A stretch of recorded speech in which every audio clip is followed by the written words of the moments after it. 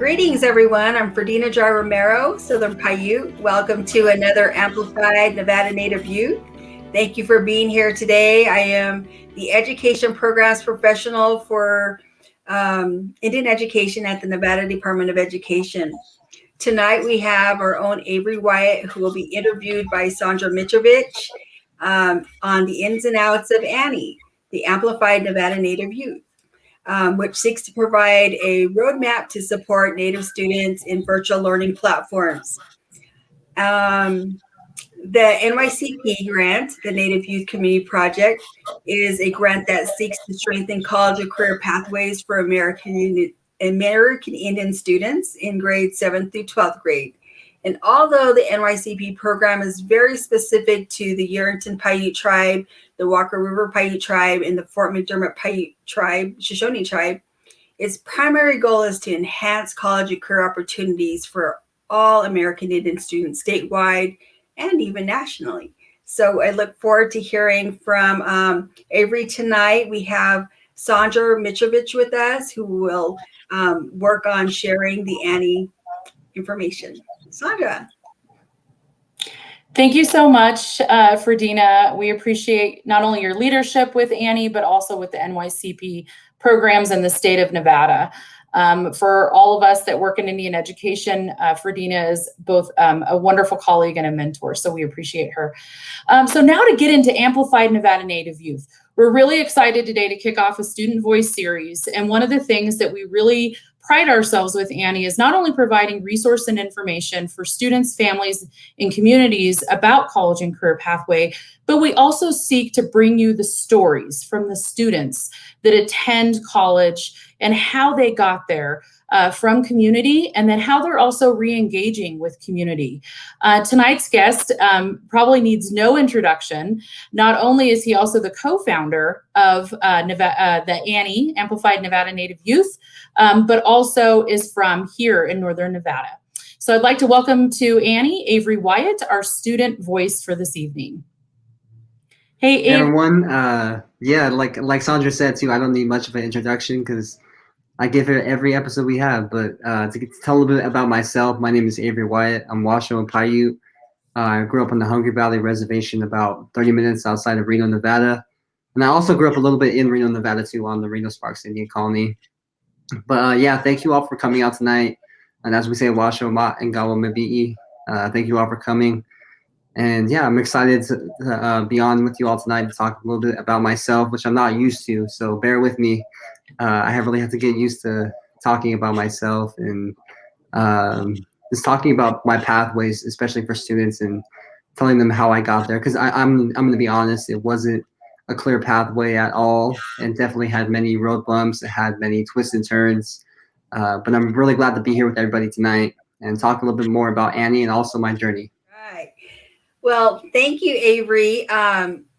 Tell us a little bit about how you created and how you thought about the Amplified Nevada Native Youth and what your goals are for the program. So I remember, actually I've been working with I'm not Amplified Nevada Native Youth. I've been working with NYCP for a couple years now. So it started off with me actually chaperoning students to the Unity conferences, which is the United Native Tribal Youth. And so I took students from McDermott, Nevada, which is a rural reservation, and I chaperoned them along with 3 other students at UNR. And we went to San Diego for the first time. And honestly, even that, as my first time being out there, that was the most natives I've ever seen in one place, was in San Diego at the Unity Conference. So after I went to that honestly, I know it changed the students' lives, but I think that also had an impact on my life too. And just seeing that many Native people, because where I come from, I mean, we see Native people around town. We see Native people in our communities, of course, on the reservation.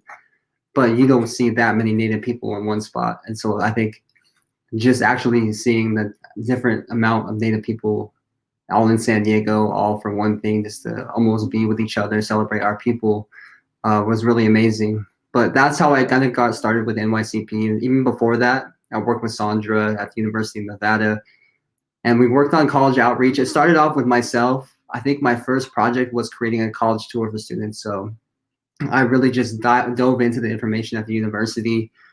I looked up all the campus information, the history, even like the history of when the trees were planted at the quad, which is a huge grassy area, the main spot on campus.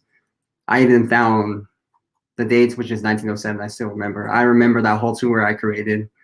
And so I would give Native students a tour of the campus because it was way more personalized. So I think that was one of our goals, is to really show Native students that we are on campus and we actually have a voice on campus. And so that was my first project that I worked on with Sandra. And that's sort of my pathway that led me to NYCP, because I really just started helping Native students. We went to Elko, Nevada.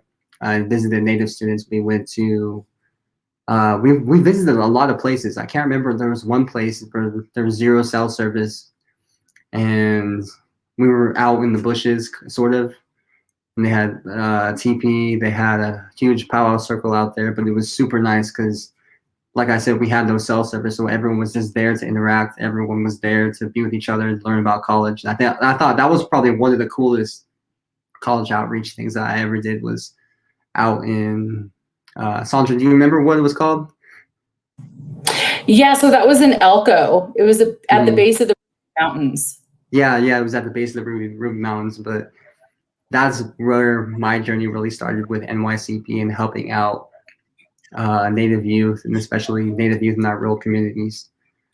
And so when it came to ANNY, of course, we had the pandemic that hit, and we were already planning to go to Washington, D.C., to go to Unity. We were sad when that got canceled. And so once that got canceled, I mean, everything else sort of went down too. So all the college tours that we had planned. And so that's when we had to get to thinking, okay, how are we still going to get Native youth to really experience these college tours? How are we going to get Native youth to experience these student voices when all the schools are closed and all the campus tours are canceled? So that's when we really came up with Amplified Nevada Native Youth. And even the word amplify, I remember coming up with that name. And so we had to, the best option out there for anyone who's listening to choose names is the thesaurus. Look up the thesaurus. And that's how I came up with amplify, because I was typing in words, I was thinking of all the words that really reminded me of Native youth and how we can help them. And amplify, which is the basically bring up, bring about, make them shine. And so that's what the word I went with, was amplified Nevada Native Youth. And then, yeah, from there, that we created ANNY. We started off in August with UNLV, then we went to UNR. But we featured college tours, we featured student voices a lot of the time, people from really cool jobs. We had a physician's assistant, we had Superman, a rapper, we had Native Twins actors, shout out to them. They were really cool, but I think it's just to show Native students that this isn't their only pathway. And especially, I think the most important thing to tell them is that your pathway doesn't end after school. So when it comes to high school, your career pathway continues on, your college pathway might continue on too after that. And so I think that was one of the big parts of Amplified Nevada Native Youth, was ensuring students that they do have a better, clear pathway, especially than I did, because I know even as natives, our pathways are already pretty rough. So just helping students create their pathway for them was a huge goal of mine, and we did it. We let it happen, and we're still doing it today. So it's really exciting to see the process. And I know that I remember you coming in and saying, this is what I want to do. I love this work. I really want to work for students and communities and build programs like this. So so for anybody else that's listening that may think that this might be something they want to do, or might be something they want to participate in, doing something like this, when you're thinking through how you create your sessions each week for ANNY, you're inviting presenters, thinking of your topics, messages that you want to get out, kind of walk us through a little bit about how you think about each week when you're starting to create for the sessions, and what your goals are. What are you wanting to try to get out of that, or what do you hope that the attendees get out of it? And so I guess the first thing that we thought of, I'll start from the beginning. So when it came to student experiences, and I always tell people too, like, you can go to any college tour where that's already set up by the university, and they're going to make the university look really well. And so I think the most important thing to hear about colleges is, if you are a Native person, is to hear the experiences from Native students and what they have to say about the universities, because I feel like that's the true college tour or sort of college admissions session that you're going to get. You really want to hear the Native student experiences. And so that's why the first thing I did was contact some students that I knew that were amazing. And all the students we had on here too, we try and find some sort of connection with Nevada, especially. But if they're not from Nevada, that's perfectly okay too. But just hearing the experiences from Native students is the most important thing, because we all have unique differences. We all have unique experiences, but Natives were sort of on that same pathway at the beginning. And so just finding the students who were on that same pathway and bringing them in to talk about their experiences is really important to me. And when it comes to choosing what to think about, what type of shows to choose, I think I really wanted to hear something different. So we always hear about, in high school, they'll ask you, even in elementary school, they'll ask you, oh, what do you want to be when you grow up? Of course, people are going to say, oh, I want to be an astronaut. I want to be a fireman. I want to be a police officer. I want to be basically all the jobs that are shown in mainstream media, the jobs that are always in the children's books. That's what we wanted to be. But when you grow up, you realize that's not really as realistic. And so I really wanted to showcase careers that aren't really seen in the Native communities as much, or careers that aren't really highlighted as much in the Native communities. And so that's why I brought in a physician's assistant. I brought in a Native Tyler Sumter who wants to be a teacher. I brought in Superman, especially the arts. And so Superman was a rapper, started off as a fireman too, but he really just found his career right there on the front lines. And we got to hear his story about how he started writing raps right there while fighting fire. So I think that was pretty cool. And then we have the twin actors. You don't ever hear about Native actors. And if you do, it's always, what's his name? I went blank on his name. Last name Beach. Yeah, but the one from Smoke Signals. But you always hear about the main Native actors that are out there, but you don't really hear about the behind the scenes actors who are doing all the work. And so I think that was why I really wanted to bring on people with very diverse careers, so our Native students can actually see that our pathway, while we usually come on the same pathway, it's not set all the way through. And so we have the option to go through a wider range of careers, whether that's through education, music, artistry, you can get your PhD, your MD, but there's so many different pathways that students can choose. And I think that's one thing that I really want to highlight, is that you have no singular pathway when it comes to your career. And I really just wanted to give them the opportunity to see that, because I know growing up, I didn't really get to see that. And you touch on, I know in ANNY, you'll often share little highlights from your journey to going to college and kind of what that process was like for you. And I know you've told bits and pieces of your story throughout ANNY sessions with students. And I wonder if today for our audience, if you can maybe spend some time, walk us through that college and career journey from Avory Wyatt's perspective, and what did you see along the way, and things that maybe in the classroom when you were actually learning. I remember that's one thing you shared with me is, gosh, when I was in K through 12, I didn't, these are things we weren't taught. This is something I didn't know. So walk us through a bit through your journey, what that was like, even education, and maybe even the lens of education and community or family. Some of us have families that are really, really supportive and really drive us to education, and others don't. Sometimes we're the first in our family to get a degree. If you can walk us through that and tell our audience a little bit more about Avory Wyatt. Yeah, so I'll try and figure out where to start off.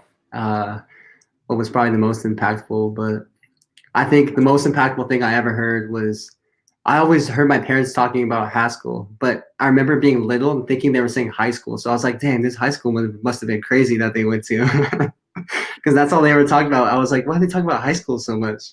And then once I got older, I realized they were talking about high school, and I was like, oh, okay. And that's where they ended up meeting.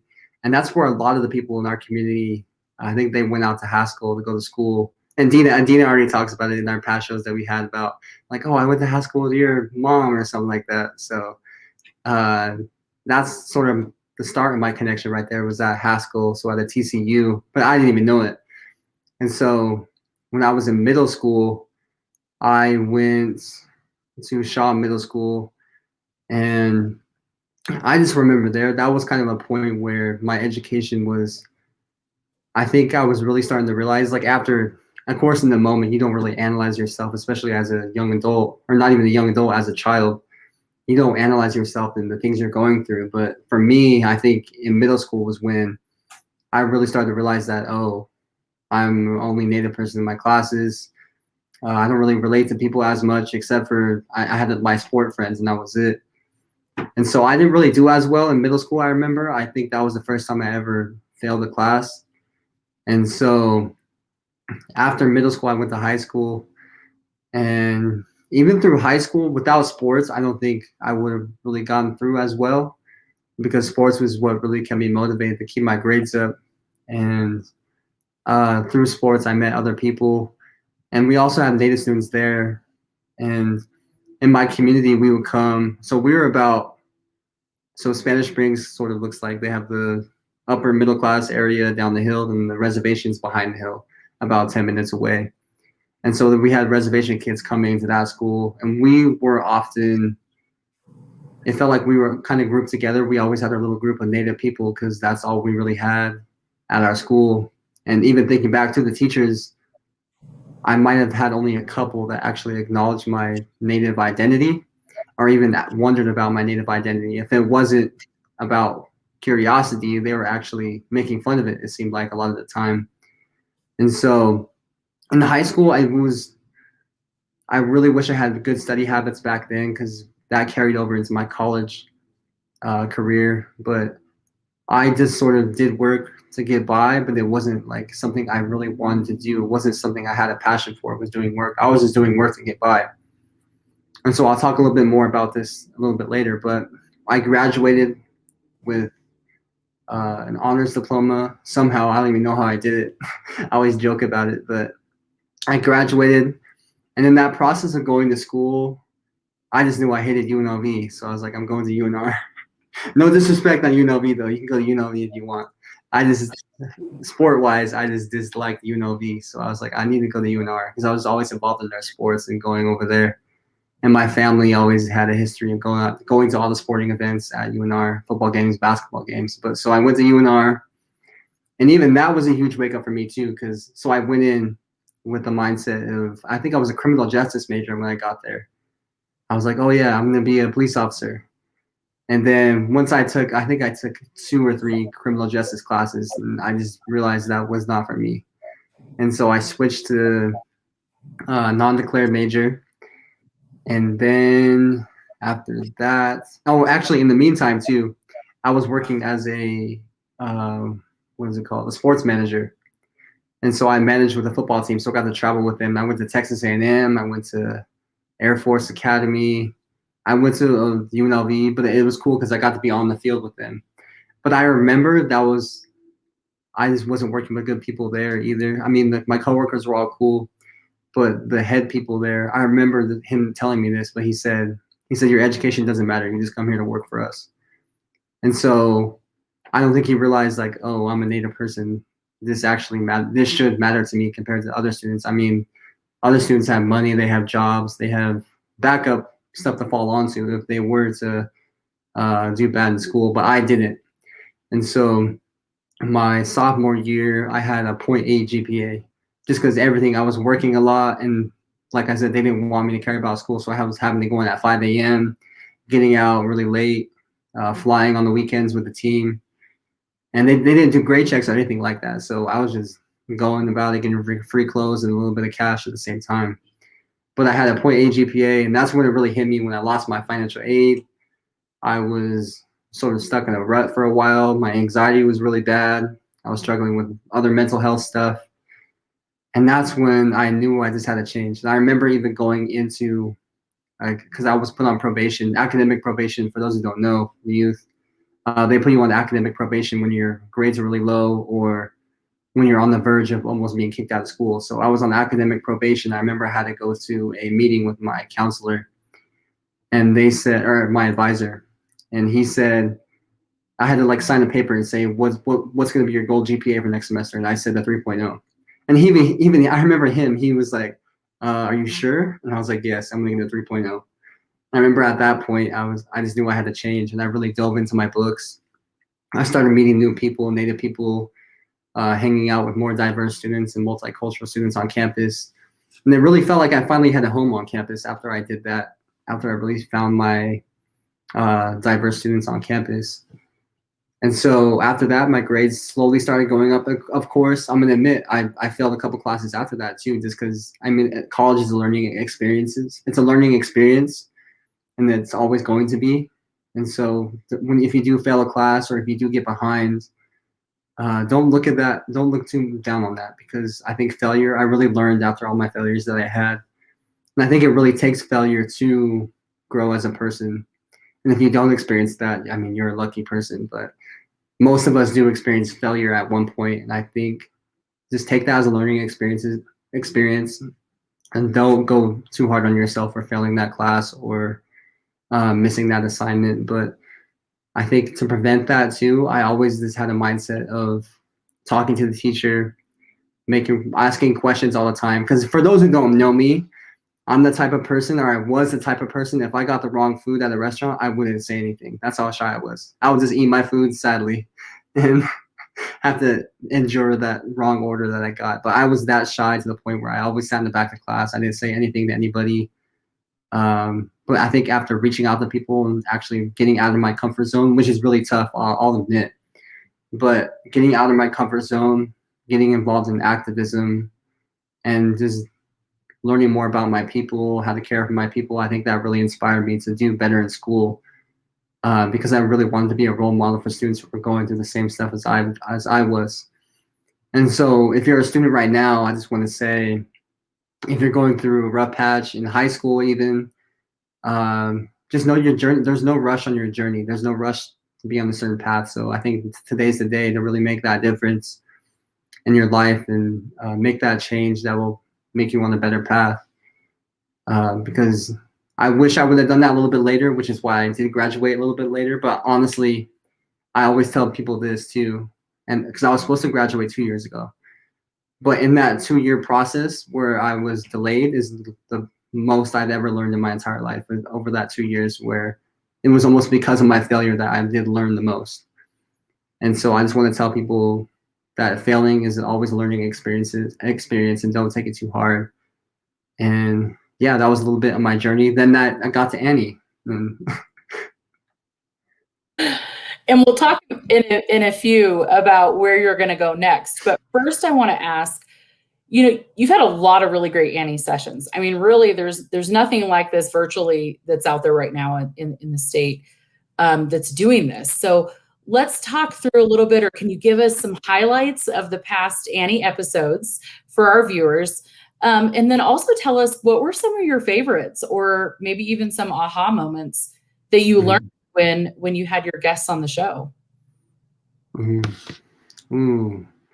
And I think we stated this before too, but every ANNY episode we learn something different. And so each university I think the coolest thing that I've learned so far is that each university offers something different, no matter if they're a TCU or a huge university, they all offer something different for students. And so I think to think back, let me see.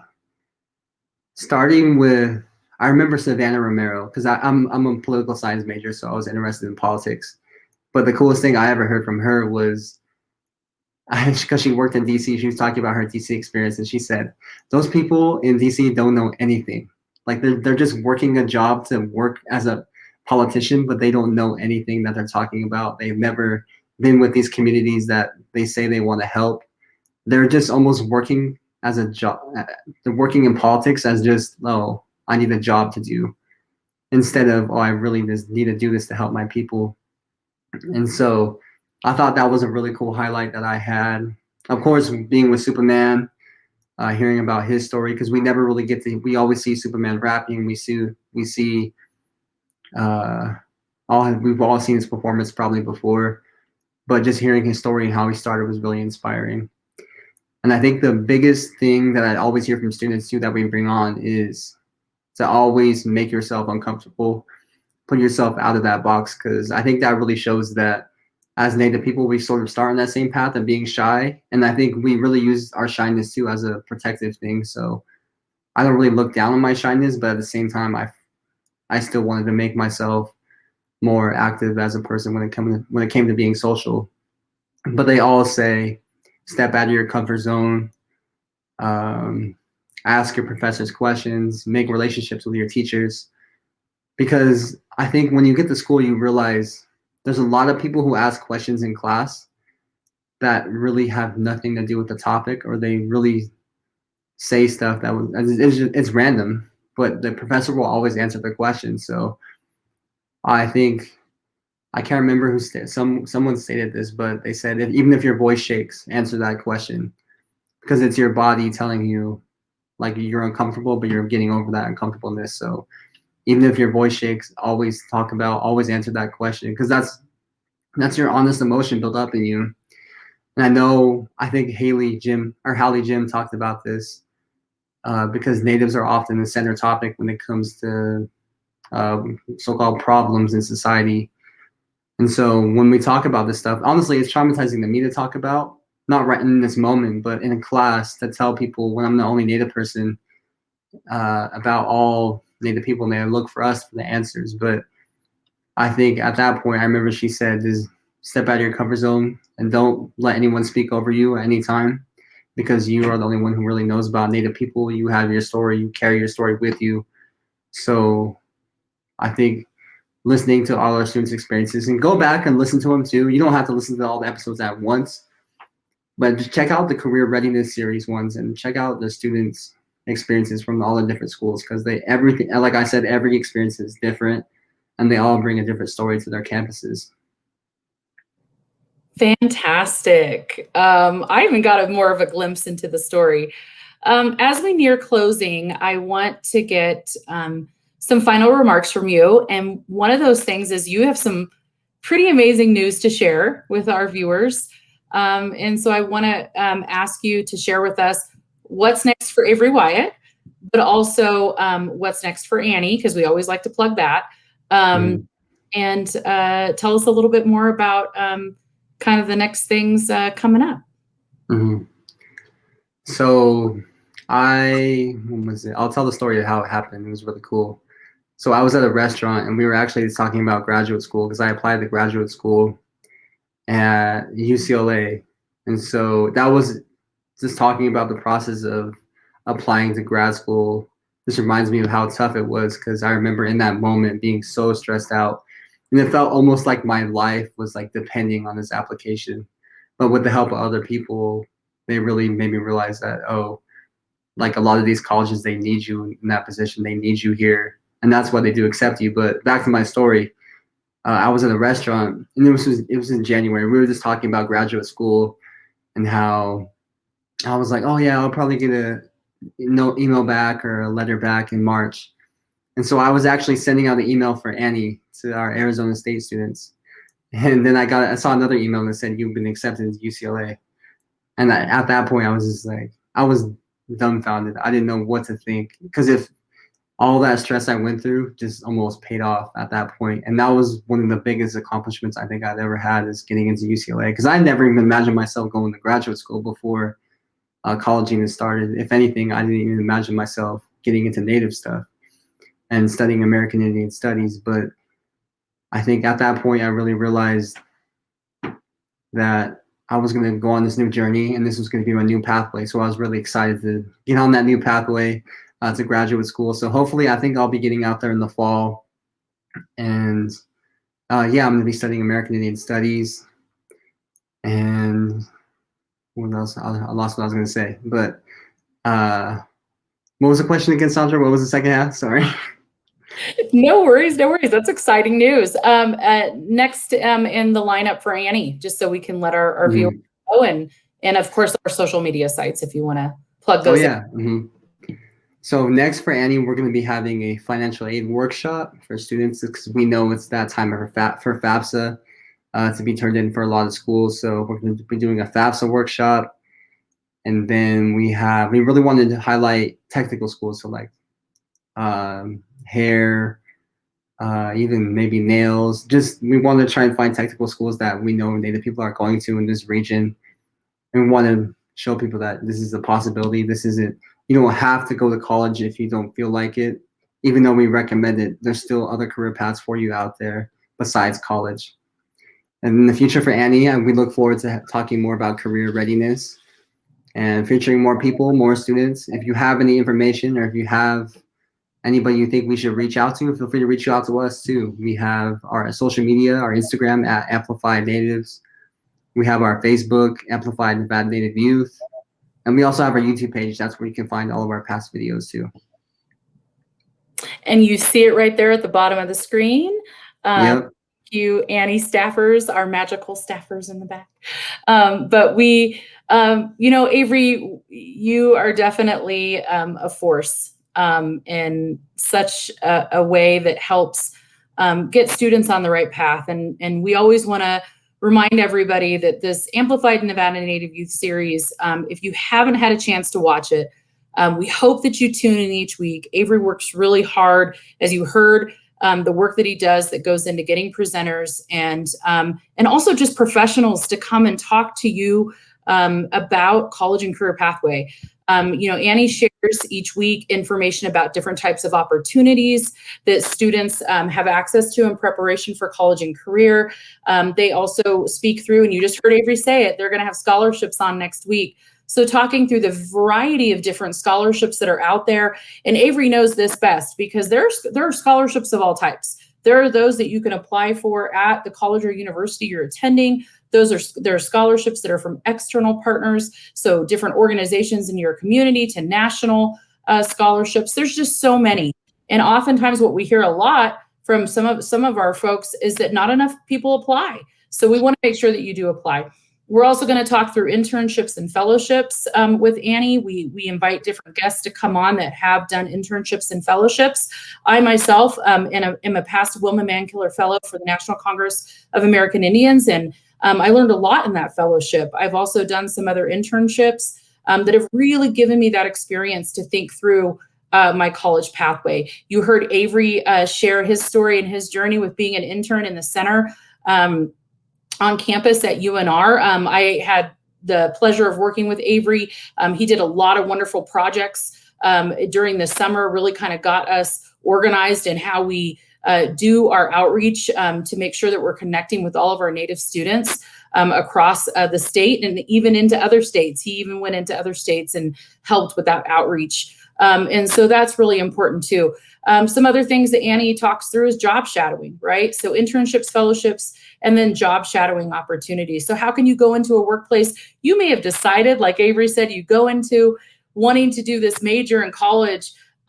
Maybe you should job shadow a little bit and see if you're even going to like the work, right? If that environment's even going to be, you know, good for you day in and day out. And so those are some things. ANNY hosts a selection of college and university virtual tours. In this space right now, we know that it's really hard for students to get on campuses and do in-person tours, especially with the protocols that we have in place across the country. And so ANNY has fulfilled that role. They are bringing colleges to you, to your computer, so that you can talk with professionals, learn a little bit more about how to apply for these colleges and universities. And they've even given you some tricks. So there are some college and universities right now that are waiving some of those app fees, that are waiving some of those requirements that you normally would have had to have. And I got to tell you, some of our graduate students are super excited because some of them didn't have to take GRE, you know, because of this situation. So you might want to tackle or take, I should say, take stock in that and learn which universities and colleges have made those changes.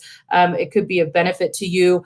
And then also, again, I would just encourage you, what Avory said before, tune into the past ANNY sessions, see what information that you can gather. And then, of course, always reach out to the ANNY staff, for Dina Dry Romero and Avory Wyatt.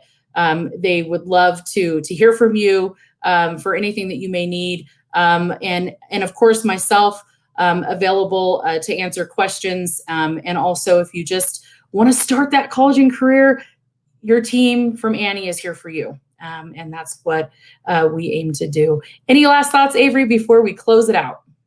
I just want to say thank you, everybody, for coming out. Thank you for being involved with ANNY. And please share this with any youth that are out there, any Native youth. All of our stuff is applicable to any Native youth out there. And honestly, any youth who are even just looking for experiences in college or any career opportunities out there. So tune into our episodes in the future, share our stuff, let other people know. And so we're going to be doing a lot more pre-recorded sessions like this, and also some workshops in the future too. So be on the lookout, and we'll let you guys know on our social media. So follow our social media, and we'll stay up to date on that. That's it for us. Signing off for now. We'll see you next week with Amplified Nevada Native Youth.